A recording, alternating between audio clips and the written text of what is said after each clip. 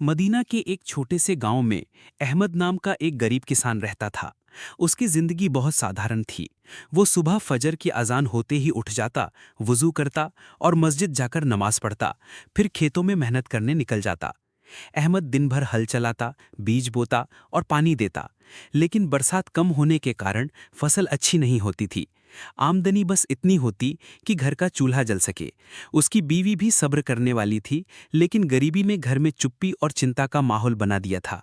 एक दिन जुमे की नमाज के बाद इमाम साहब ने ऐलान किया, हमारे गांव में कुछ गरीब मुसाफिर भूखे हैं।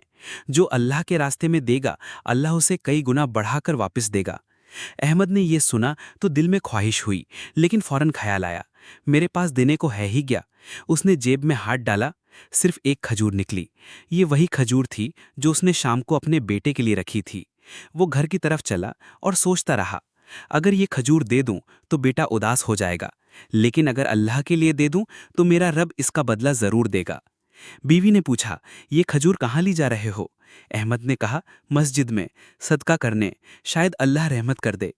बीवी ने मुस्कुराकर कहा, अगर ये अल्लाह के लिए है तो खुशी से ले जाओ। मस्जिद पहुंचा तो लोग अपने अपने तरीके से अनाज, खजूर और सिक्के ला रहे थे।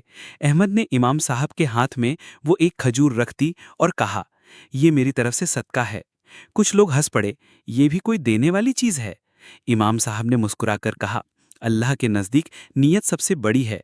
हो सकता है ये खजूर अल्लाह को इतनी पसंद आ जाए कि इसका अज्र पहाड़ों के बराबर हो। महीनों गुजर गए। एक दिन आसमान पर बादल छा गए और बारिश शुरू हो गई। खेत हरे भरे हो गए, लेकिन सबसे ज्यादा हरियाली अहमद के खेत में थी। गेहूं के दाने भरे हुए